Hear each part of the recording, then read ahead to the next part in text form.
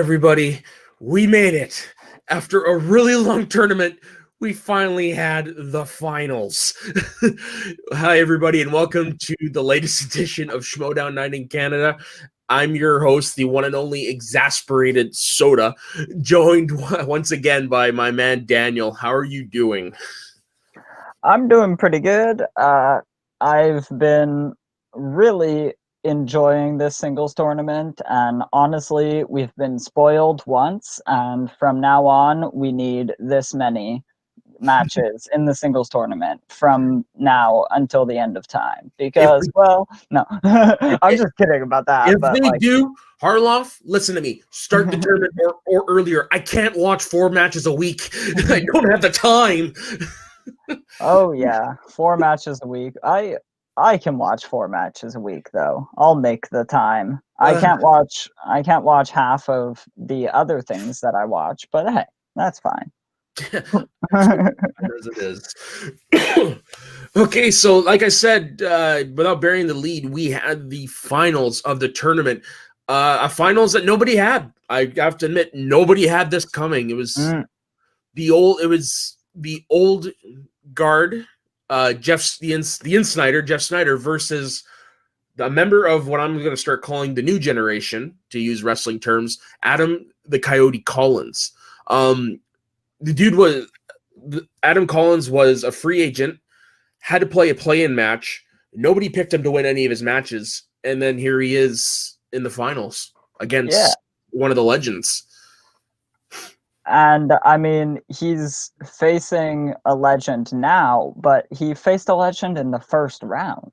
And as he's mentioned, he prepared to face one of two different legends. He's got the best preparation because he needed the best preparation, but also to see Adam Collins just like come out of nowhere and then destroy an entire singles tournament.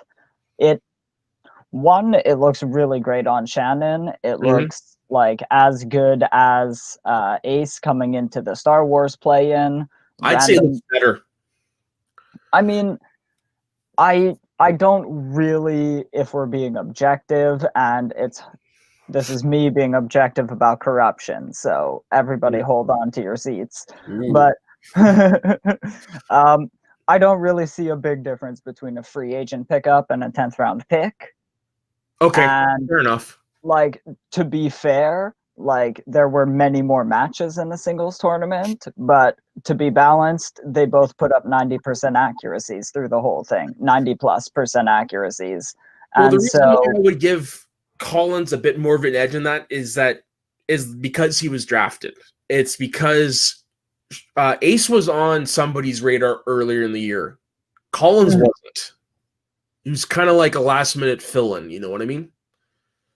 Yeah, but then I kind of feel the same way about like a last pick in a draft to just pick someone up because you don't have a Star Wars player, and that did seem it's one of the like closest comparisons we can make, because and that you're not wrong on that case. You are definitely wrong. There are a number of factions whose 10th round picks either like dropped out because of scheduling issues or never got matches throughout the year. So it's very equal to somebody who came in later on. Okay, no, like I said, that comparison is very spot on. Just me personally, I slightly give the edge more to Collins. But yeah, that's just me. And again, I'll give Collins the edge because it's 6 matches in a row. Yeah, 6-0. Yeah, compared to Ace did 4. Yeah. So like 4 Star Wars matches is impressive. Let's not take it away from either of these guys. Oh God, no. But they're both going to spectacular, which to completely unbury the lead here. Yeah, no kidding. Yeah, if we want to get into this a little bit, I was really seeing this match like I mentioned on the last episode with Lou, like I gave it 51-49, and I gave it in favor of Adam Collins. But I knew this was going to be such a close and like I'm never going to count Jeff Snyder out of a 5-round match. God no. He's played enough of them to prove that he is the guy. And I really think that I actually really think he had this question that he missed as well. Which question was that? It's a 1987 John Carpenter film. Oh yeah. And I can't remember what he answers. The answer is Prince of Darkness, Yeah. but I'm like watching it back the second time when I was taking my notes, I realized like he looks like he is bouncing back and forth between maybe 2 or 3 films, and then the one he writes down just happens to be wrong. But I don't think he was guessing it from a release date's view. He was just picking a John Carpenter film, but using the context clues. Trying to remember who was in what, because I personally am not like I like John Carpenter, don't get me wrong, but I couldn't tell you when his movies were released outside of Halloween and The Thing. Yeah, exactly. And then Adam hits everything but the bonus, a quotes question, and Shawshank Redemption, which I did not get. For some reason, I was thinking the movie Hope, the romance movie Hope Floats. I almost knew it. Like I was sitting there, like if I had a couple of JTEs, I might have been able to pick that out because it was I could definitely hear the quote and I was just like, what the hell is that? But yes. I don't actually have the quote here, but still. Collins goes up 8-7. That's his first and only miss in the match. So his accuracy takes no hits in this game, I'm sure.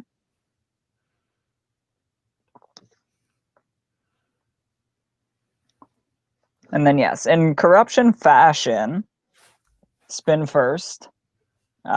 They look at and decide they do not like this particular wheel, and I mean some of the things that came up are pretty interesting. Yes. You got like just from the ones that were spun, and throughout this we have Kubrick, we have Tyler Perry, we have spy films, YA adult or YA fucking adaptations. Those are some really out there categories and very fitting for a tournament final. Like you put the tough categories on the wheel, and really, you'd say Tyler Perry is an out there category? I think it's an out there category because, I mean, to be fair, it's only been spun twice, and questions haven't been like deep cut yet. But you like Tyler Perry, like movies are not very good, so you have to like. Good. Doesn't matter, they're good. They're fucking profitable. Yeah, but they're not good, and he's also been in a bunch of movies as like both a cameo and random actor throughout them. So which, as the question set that was presented did show to us. Yeah, and so you have. I'm getting a bit of an echo. It sounds fun on my end. Okay. And so, yeah, you get Tyler Perry. He's a director, he's an actor, he's all sorts of things. It's both a broad and narrow and deep category. It's the male Oprah. Yeah. And there's the added point of all his movies not being good. So you have... I've never seen them, so I'm going to hold your information, but I do know they are wildly popular. That's all I know. Yes, and I also know they're wildly popular for being bad movies. Like, don't tell that to my grandmother. I guess like a lot of them might be bad in the popcorn kind of love this bad movie, but there's a number more the Medea movies than anything else. I hear his other ones, like his more serious ones. I hear they're actually not bad. Yeah. So Collins spins Kubrick, decides to keep it against like his other options on this wheel, and pretty smart choice goes 8 for 8. Kind of tricky, one of the questions, and there's always kind of one in the second round. It's like an amount of money from the killing, Yeah. and that he expects to like rob, and like that's one of those you got to see the thing or you have no idea. I haven't seen the killing. I couldn't have guessed. Yeah, me neither. I've made it well known in other areas that Stanley Kubrick is a major blind spot of mine, just because I find his stuff more boring, personally, from what I've seen. Yeah. Wow. And you're gonna defend Tyler Perry movies? Yeah, but here's the thing: I can say that because I have seen Stanley Kubrick movies. It's not for me. And then Tyler Perry, this is what I've heard. Again, from my grandmother. Yeah. And yeah, so Jeff spins after that. He lands right on the line. It goes to the right. It's spy films. That is one of the broadest categories you can really pick. Okay, do you think it was a good idea to spin away from it, though? I think it's absolutely a good idea. Okay. This is again a generalization, but a lot of people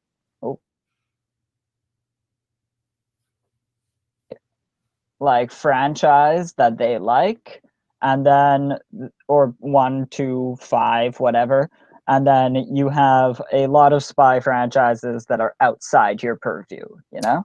Okay, so it's because it's broader. Exactly. And I mean, they're not just going to ask you James Bond questions. No, for sure. They're going to ask you James Bond and Mission Impossible and all sorts of like one-off films as well. Like those are the ones that would really trip you up. The ones that are just James Bond clones that failed. How many of those are there throughout the years? Possibly more than there are James Bond films. You're definitely not wrong. So yeah, you spin away from that. You land on Tyler Perry. Again, tough spin for many a person. He looks to struggle on 2 different questions. Debates a Medea Christmas versus a Medea family Christmas, but he eventually picks the right one. Yeah. And then he seems to struggle a bit on the sci-fi franchise that has an appearance by Tyler Perry. Yeah, I was actually surprised by that, considering Tyler Perry, I think it's in the second one, actually has a pretty big role. See, I wasn't surprised by it because I know Jeff doesn't really like sci-fi movies.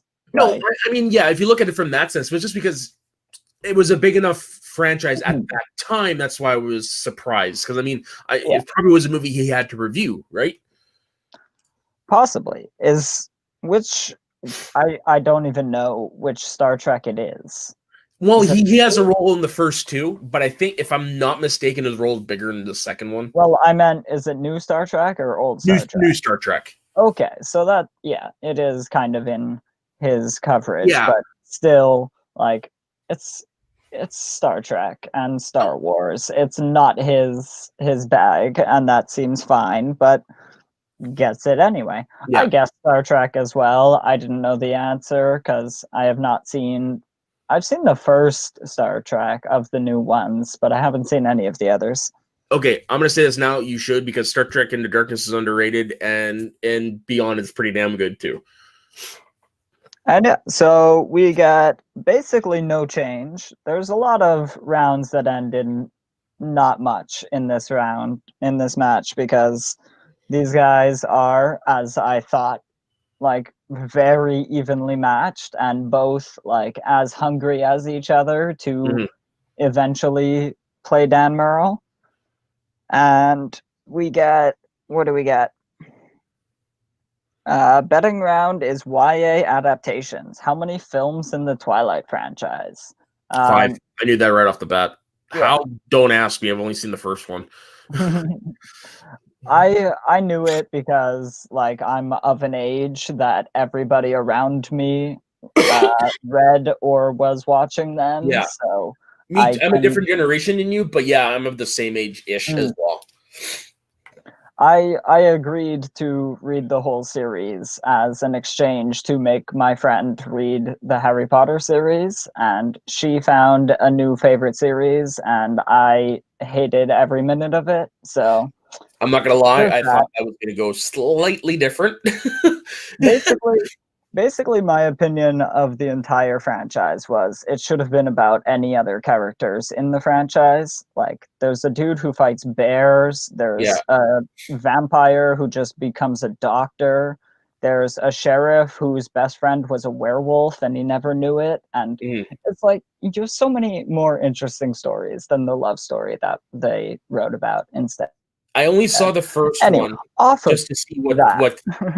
Well, I was gonna say I only saw the first one just to see what the hell it was all about.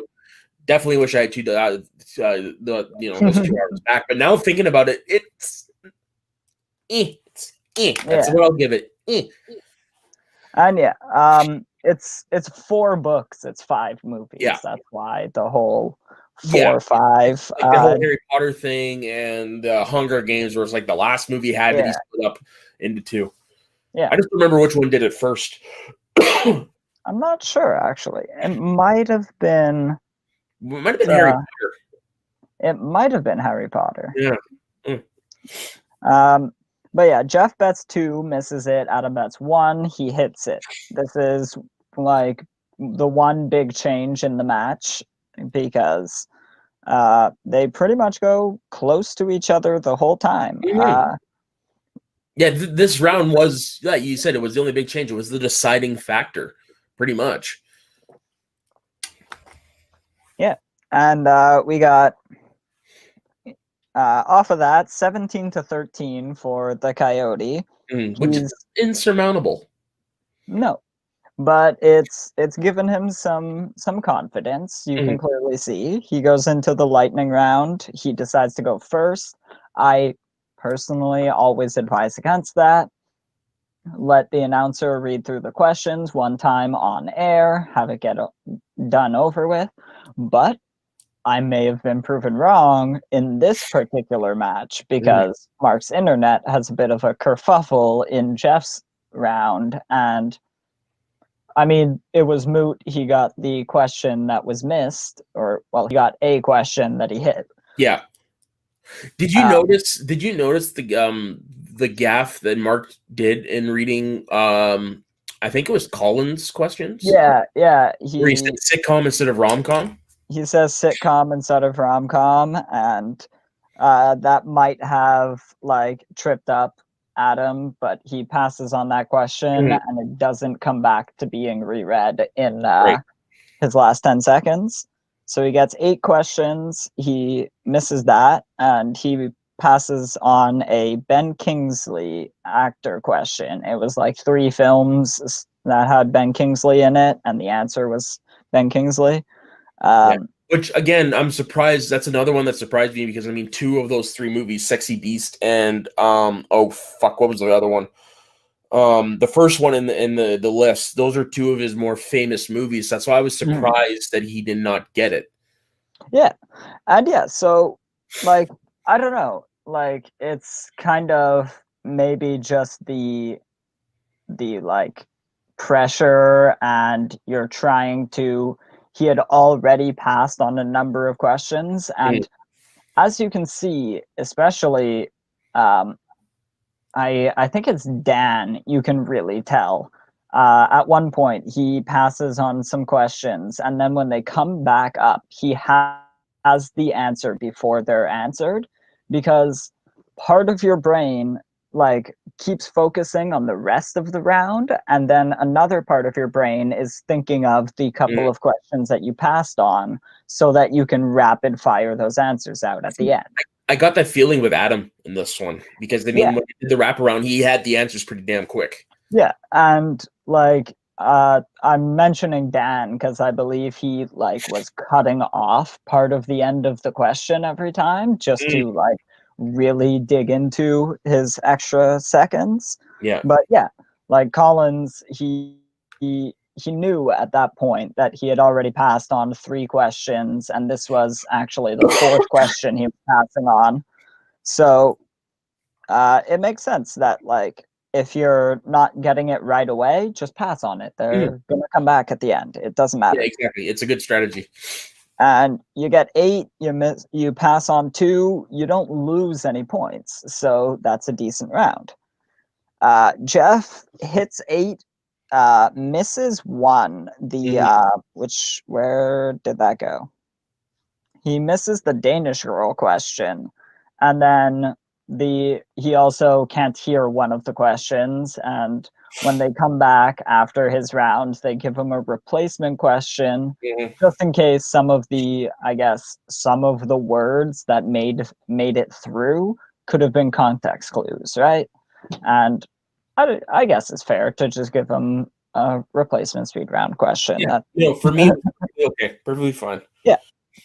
Moving on, he hits that, so there's not really any controversy to be spoken about.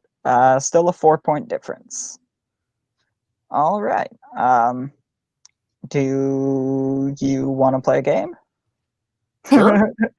I mean, you also saw this match, so you might just know these anyway.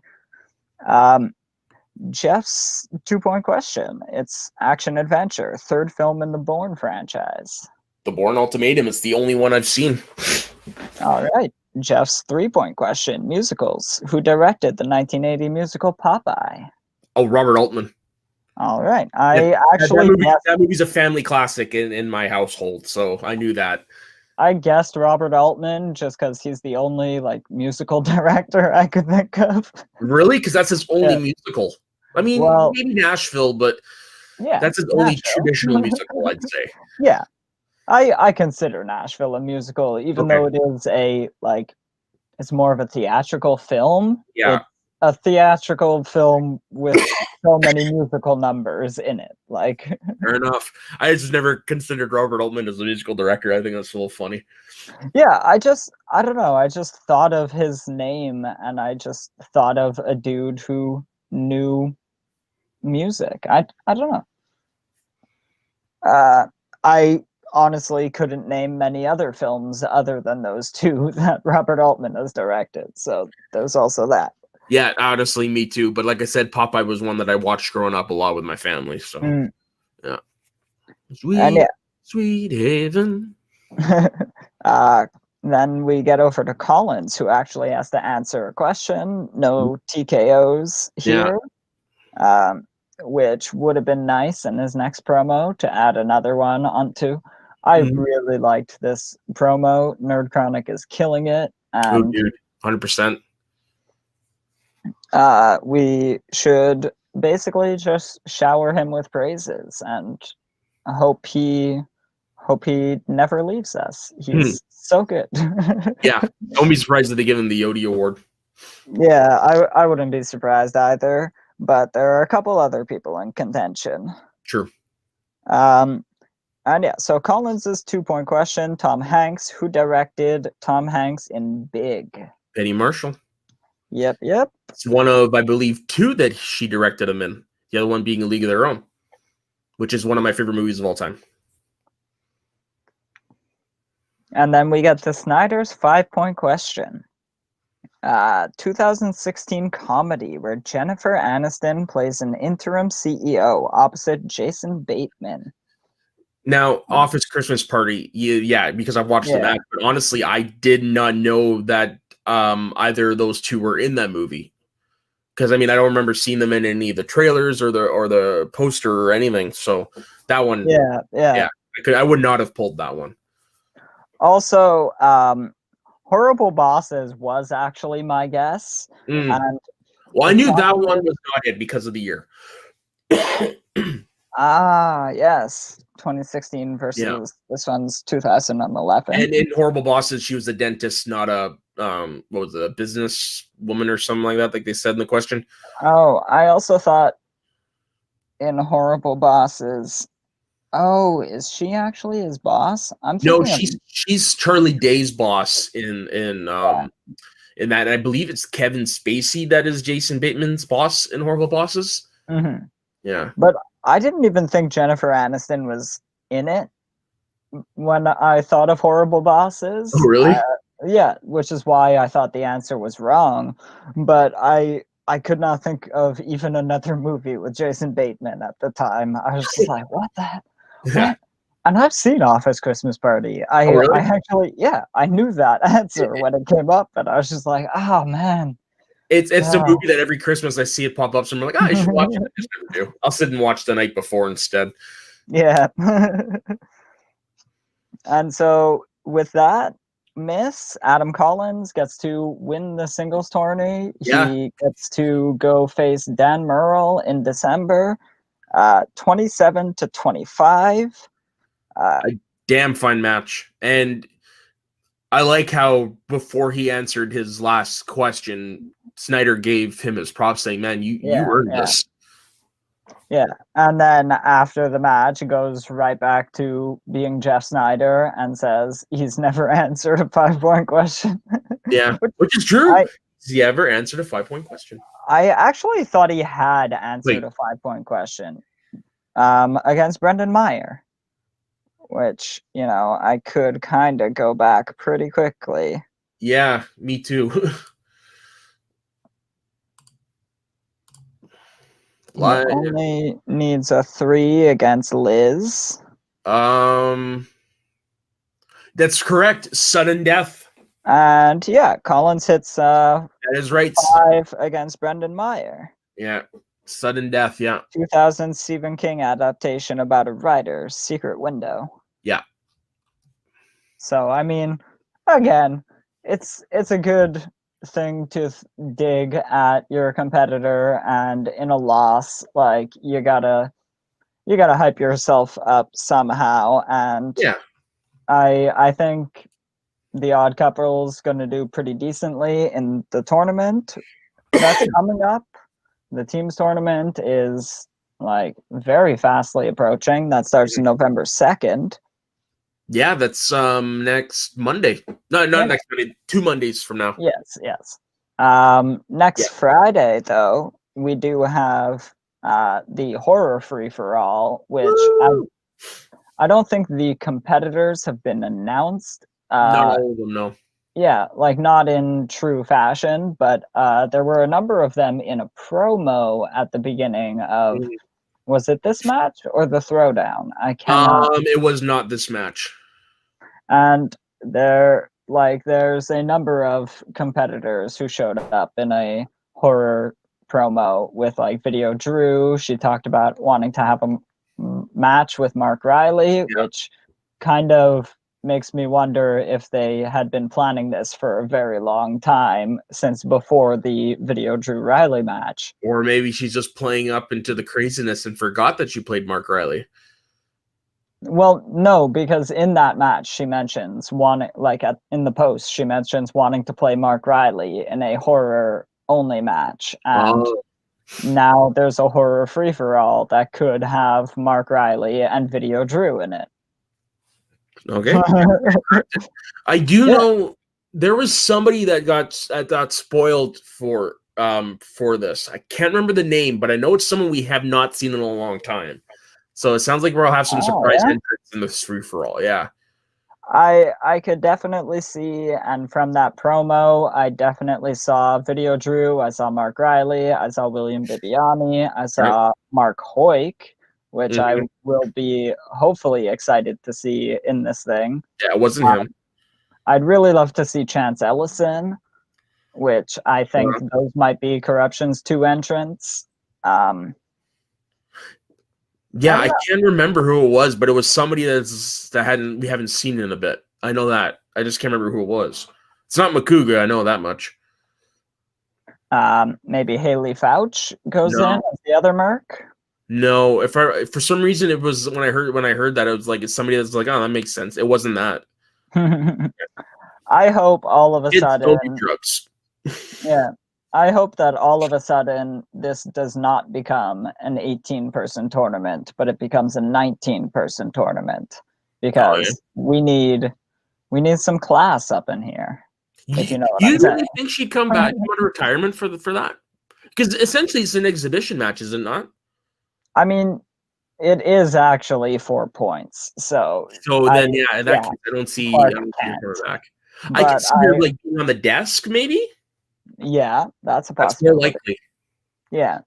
I would really love to see Clark come back though. Me too. I miss Just Clark Wolf. and yeah, if she just comes back to sit on the desk and call the match, that'll be a lot of fun. Mm. Yeah, no, I'm with you. I miss Clark Wolf. She is the classiest. She's the Trish Stratus of the Schmoedown, in my opinion.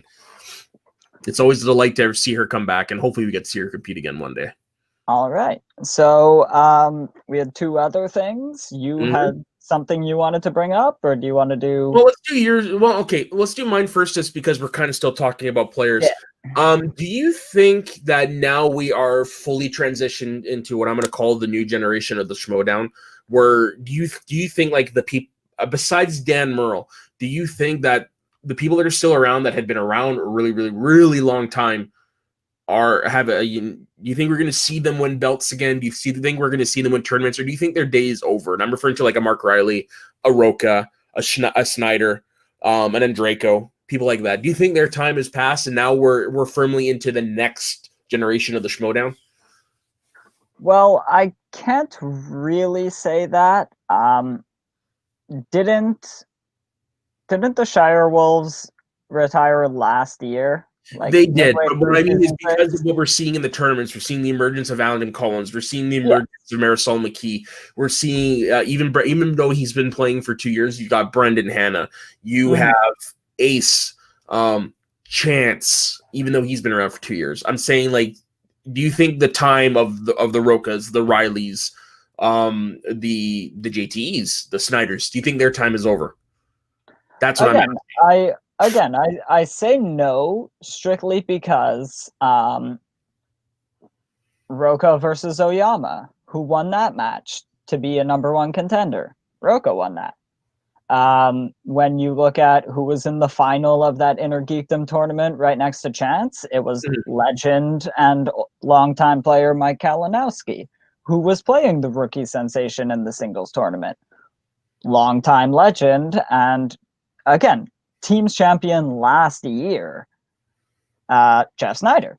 But I'm So, not talking about what happened last year. I'm talking about going forward. Yeah, and what I'm saying is, like, last year and this year are very comparable in question quality, in competition. Like, again, if you had to face Adam Collins this year, last year you had to face Paul Oyama, and like there is always this like new blood coming in, but I think there is absolutely still a lot of room for those players, especially if they get onto teams with these young sensations. Because, I mean, look at corruption, right? Like picking up one of those, like I call them the student of the games, right? And they are like so well versed in both the play and the tactical aspect, as well as all of the like actual knowledge you need to get through all of those things. And I don't know like if this will be true in 2 years, but definitely for now, basically Ethan Irwin and Jeff Snyder and John Roca keep proving it time and time again that there is still room for these players of like the older age, and we'll call it the attitude era, if you will. No, and that see, when I say the new generation, I was comparing it more like to like the era of the Rokas, and then was more like the Hulk Hogan WWF, and then we have the Bret Hart WWF. I'm actually with you. I don't think their time has passed. It's their time in the spotlight is going to be as long as it was, but I'm with you. They're still going to be around for a while. I just wanted your opinion on that. Yeah, personally, if you came up with another sort of anarchy system and you get one of these crazy rookies, like we've got, and we'll call everyone who's like Chance downwards. Chance has been in the league 3 years, but Chance Oyama, you got Liz Shannon Miller, you have the Barbarian, you have Marisol McKee and Adam Collins. all of these like amazing, amazing A-class players. If you had an anarchy tournament where you drop each one of these with a big time like personality, like one of them gets Roko, one of them gets to play with the boss, and all of that, like you could have some insane teams. And also like, yeah, you if it becomes something that really kind of slows down these guys, they're still some of the best personalities in the game, and they've been doing it so long that you stick them with one of the young guns and let them refine their love of the game, like Mike Kalinowski did. Yeah, for 100%. Okay, so shall we go on to what you wanted to bring up then? Yeah. Frank Janish had this very interesting post, and this is a thing I've actually been kind of curious about, and I don't know, there's definitely some variation here where you see the number of questions that some factions are getting, Yeah. because they lost a bunch of their matches, and so they were not awarded matches going forward. But you can definitely see a very interesting distinction between the accuracies of like the top tier teams, especially like the top 4 teams in the Schmoedown are the top 4 accurate teams. Mm-hmm. They're also the ones with at least 200 more questions being asked to them than any of the other ones. Yeah, I mean, look at where the burning droogs are. Like, holy crap! Like, what is Yeah. that? That's 65 less questions than the second to last place team, Mm-hmm. but only 0.7% difference. But like, other than Jader and Deep 13, none of their players have won their first match this season. Well, So did Ethan do a match under the droogs? I'm not sure. I'm not sure when exactly the trade free agency or like trade deadline was. He may have played his first match underneath the Droogs, the one that he played against Jeff Snyder, but then his second match was definitely his Roka match, and his Dan match were both under Sam. I know that for sure. Yeah, sorry. Holy crap, my mind just froze looking at the dates. No, he played Snyder in March. And won. So he did have a match under the Droogs. Okay. I actually was completely unsure if he had a match there or not. Yeah, So. that's his only non big match, I guess you could say. Like, that one didn't really have many stakes. Everything no, okay, because everything after that you had number 1 contender and then championship and then the tournament. Yeah.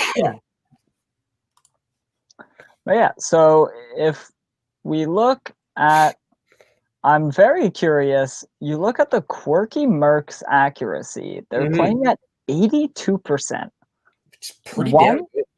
That is insane, considering like a lot of their matches did not pan out very well for them.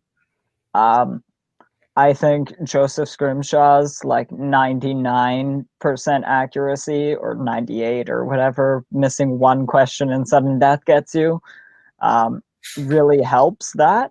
Yeah. But considering they have not actually played a lot of matches. No, but I mean, like, Bibbs has played pretty spot on this year, and so is the kid. So that's 3, fairly. You have 3 very high numbers that you're working with there. Yeah, so kind of it skews, it breaks the curve. But looking at Greg Alba and John Humphrey, they both did very well in their Inner Geekdom matches, and even in their teams matches, which they played 2 of this year. So the fact that the Quirky Mercs are up there with the top of the factions really tells me that it was a bad idea to put Brendan Meyer and William Bibiani into the same number one contenders match.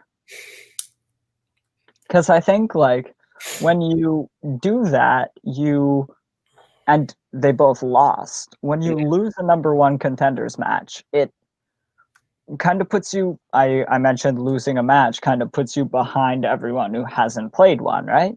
Mhm. But losing a number one contenders puts you 2 spots behind everyone. Like, losing that number one contenders is you're the 2 and 3 spot, and then you drop to like 6th. Gotcha. Because it gives an option for the 4 or 5 spots to play it out and move upwards, and then one can sometimes move down. One usually doesn't move farther than 3, but could in certain aspects. And then that's what happened to Shazam earlier this year. Since they lost to the Founding Fathers by TKO, Oh, that's right. their number 2 spot, they should have only fallen to like 3, but they fell to 4th or 5th on the team's list. Mhm. And that's what gave the opportunity for Who's the Boss to become the number one contender. And they were the ones. And Shazam had to enter that gauntlet. They got a couple of buys because they were the most recent team to play for the championship. But they also had to go through 2 very tough teams in order to get there. Hey, man, it worked So out great for I them in thought it the end. was very interesting. Yeah, Yeah. I really thought it was interesting that, like, the Quirky Mercs are so high up there. They're Mhm. 3rd in accuracy. Like, that Yeah. is Good. incredible. And if you want to move down to the PPE, which is Points per. this is possible points earned. Oh, And so if you look at it, it even gives you the possible points of gotcha. each team. And honestly, just look at that corruption number. Wow. That is kind of the result of Mike and Chance going through the entire IG tournaments from either side and meeting in the finals. I mean, there are so many points, or there are so many possible points in an IG match. And again, I mean, corruption being on both of these, the top of both of these lists, is a clear indicator as to why they're also on the top of the faction rankings list. Like, Yeah, and look, like the shocker is the Finstock Exchange. yeah, the team with The most the possible points to win. And there's a point differential of 110 points. It's the most. While you're talking, I quickly did the math. That's the most. that's actually 210 points. Yes, sorry. Yeah, 210 points. and the I won't hold that too much against them because Dan has played, or well, Dan and Ben and Roka as well have all played a lot of 5-round matches. There's a lot more possible points in those. And Dan and Ben played a couple of those against each other. And so only one of them can earn the possible points, or else there wouldn't be a winner. No, And but so, still, like, that's it is a very big disparity, but then you look, I mean, their top 2, okay, this is going to be a little, their top 3 guys and Barbarian, and then Dimalanta, right? yeah. I was gonna say the reason why to me it's interesting is because of how highly touted they were going into the season. And oddly enough, to see, yes, they're number 4 on that list, but to see them with a 210 point differential, so it's like, holy shit. Yeah, and I think the best way to look at it is, I corruption is the closest, but I might look at Swag, who has 161. yes, their differential is 161, which is a lot lower than the Finstock Exchange, but you can see it in the matches because the Quirky Mercs have not earned a lot of their points. No, and Corruption has a differential of 175. Yeah. Actually, 175 to 210 is not actually a bad thing to look at. No. The reason they have like, what is it, like 3%, 3.5% more PPE, is you look down the roster of Corruption further than you look down the roster of the Finstock Exchange, in my opinion. Like, you look at Riley, and he has a potential to not earn a lot of points and possible points, but he's going to win matches. Yeah. Which is what matters. And when you look at their big possible points and accuracy players, you are looking at Ben Bateman, you're looking at Dan Murrell, and you're looking at the Barbarian. And Dimalanta, but he only got to play 2 matches, right? Yeah. And don't forget Roka is up there too. Yeah. He's like number 4. Well, I mean, Roka has a decent accuracy, but he is another one of those, which I would put in the Riley category of he wins matches he does it through playing the game as well. Gotcha. But like his accuracy isn't as strong as some of the others. So that's why you would see like a very large discrepancy, whereas like you have very, very high accuracy players on Corruption. From Adam Collins to, I think Marisol McKee missed like 1 or 2 questions in that match against Paloyama, and that's why she lost. Yeah. And I think he played near perfect or perfect. I cannot specifically remember. But yeah, you just get all of these things that, like, depending on how deep the roster is and how well they did. Claudia Dolph, for example, only played 1 match. She lost it, but if you remember, she went perfect in that second round and did decently enough in the others that she is like not leaving as wide a discrepancy as, say, Emily Rose Jacobson did in her like very hard fought but pretty disappointing matches this year. And I really hope that we see Emily Rose next year, because I was so rooting for her, and also just knew she knew half of those things that she was missing, and I definitely hope she gets back and she could easily become a force to be reckoned with, because like more so than a lot of IG players, I noticed the same thing in maybe Chandru, and well, Kevin Smets is kind of a phenom, and that is something else. But Emily has a base in all of the categories, and she has a love of most of them. And it just takes that right amount of studying and the right way to tackle the game, and she can be the Ben Bateman of IG. Go from a 50% player who's not scoring a lot of points and turn it around and just ace every match that she needs to until the title is hers. But other than that, considering like we've gone way over time and off topic here. That's not off topic. I just, when I start talking shit about a player, I also need to mention some things that will eventually lead them to greatness, right? And you know what, dude? That makes good when you sometimes don't do the script. All right, so is there anything else you wanted to say? Nothing in particular.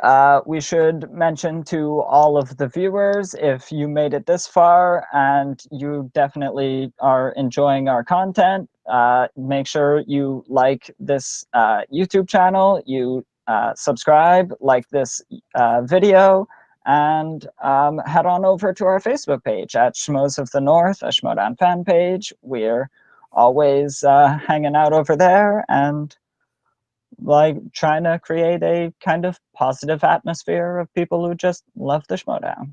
Damn right. Now, where can they find? They can find me on Twitter at avengers_SOTN, Schmoes of the North. That's down at the bottom here. And they can also find me over on Facebook, obviously.